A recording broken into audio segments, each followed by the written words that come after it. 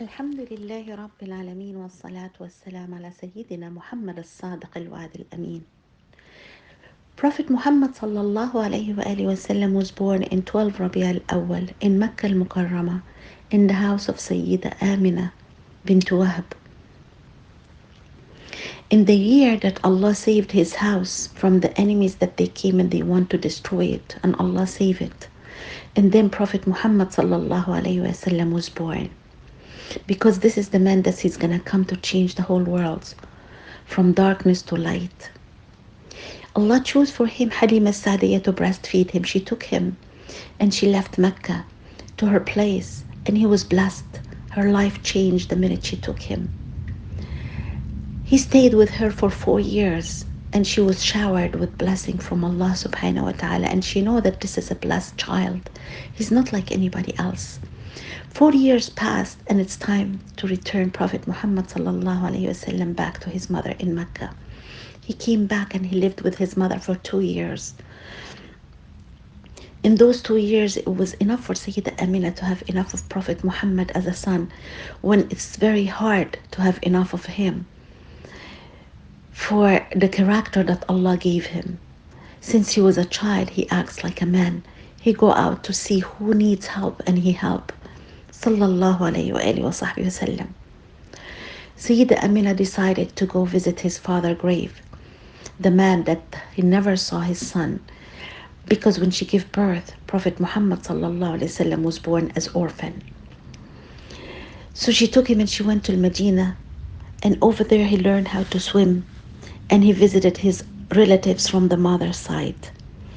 But in Medina, people were talking about Muhammad sallallahu alayhi wasallam, the noble child, that when they look at him, they say, we could see that this is the head of a prophet. This is the eyes of a prophet.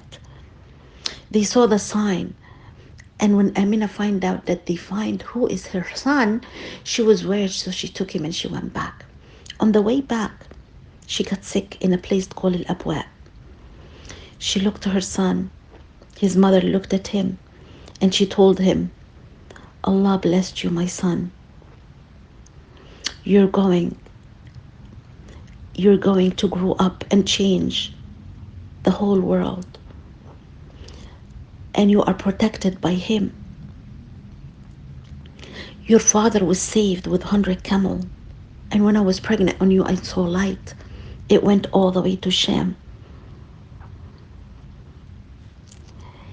And you will be sent to all al-Anam, to everybody. From Dhul Jalali wal Ikram, 2 names of Allah. You will be sent to guide people to al-Hilli wal Haram, to show them what's halal and what's haram. You will be sent with Islam. It is the religion of your father Abraham. Allah protect you from worshipping al-Asnam, the idols. Every alive will die. Every new one day will be old.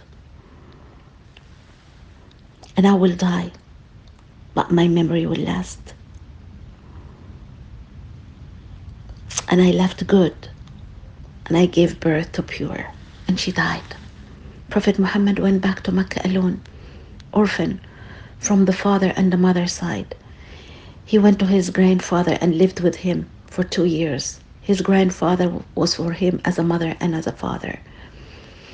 He loved him, and he allowed him to sit in his place in Al-Kaaba, the blessed place that even his own sons cannot come near or sit on it, because he knows who's Muhammad gonna be when he grew up. Prophet Muhammad started growing like a man, acting like a man, 8 years old, and he's standing also crying beside his grandfather when he was dying. He died when Prophet Muhammad was 8 years old. Now he has to move to his uncle, because that was a request from his grandfather to Abd Al-Muttalib to take him, to raise him with his children. Abd Al-Muttalib was so poor, so Prophet Muhammad suggested, I want to work to help your uncle. And his uncle allowed him to work when he's 12 years old. He used to go out in the desert to look to the beauty of the sky, and the amazing yellow sand. And he was training that now he's taking care of sheep. Tomorrow he's going to be taking care of people. His uncle was willing to go to the trip that they go to Sham, north. So Prophet Muhammad, he told him, with whom you going to leave me, uncle? His uncle's heart was so soft, and he told him, I will take you with me. So he took him. When at that time, nobody take children with them. It's a very difficult trip. It's hard to travel in the desert. But he took him with him. And on the way, they keep stopping his uncle to ask him, who's this child? We saw signs on those in this child. And then finally, Bahira, the priest man, that he was known to spend all his time in worshiping Allah, he came rushing, running, and he told him, who's this son? He said, he's my son. He said, no, this child should be orphan.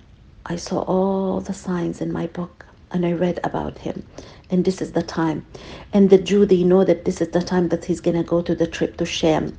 If they find what I find, they will kill him. Take your nephew and go back to Mecca if you love him. So his uncle cut his trip, and he took him, and they went back to Mecca.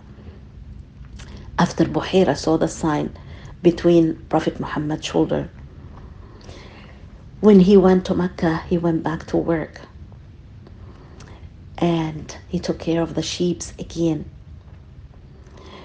And now he's growing.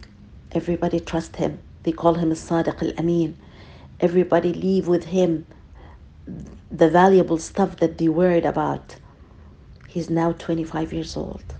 Sallallahu alayhi wasallam. Sayyida Khadija, the noble lady, she heard about the Sa'd al-Amin. She wants to hire him to work for her. She asked his uncle, and his uncle said, I have to ask him. Now Muhammad is heading toward this noble lady. When he knocked on her door, she opened for him. From the first look, she could tell that this is the man that she's been searching all her life.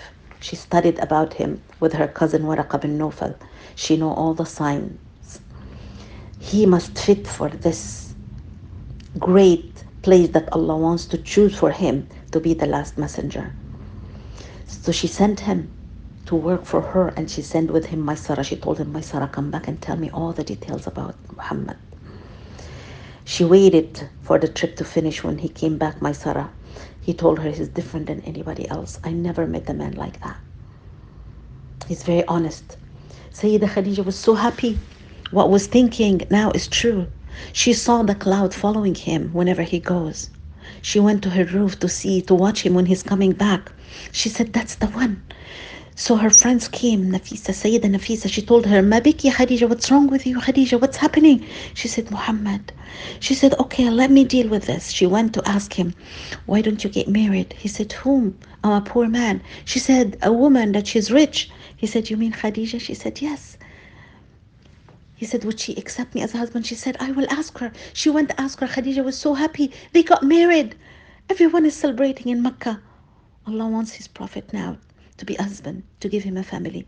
Sayyida Khadija now gave birth to children, one after another from Prophet Muhammad. Sayyida Zainab, Sayyida Ruqayya, Sayyida Umm Kulthum, Sayyida Fatima al-Zahra. And she also gave birth to boys, Al-Qasim, Abd Allah. Prophet Muhammad has a big family living with Sayyida Khadija in her house. This noble house that Allah's preparing this family to receive the revolution from heaven. Prophet Muhammad now in Ghar Hira spent a lot of times searching for Allah. And then suddenly, in the last 1/3 of the night, Allah sent him the angel Jibreel, and he hugged him and he said, Iqra, read.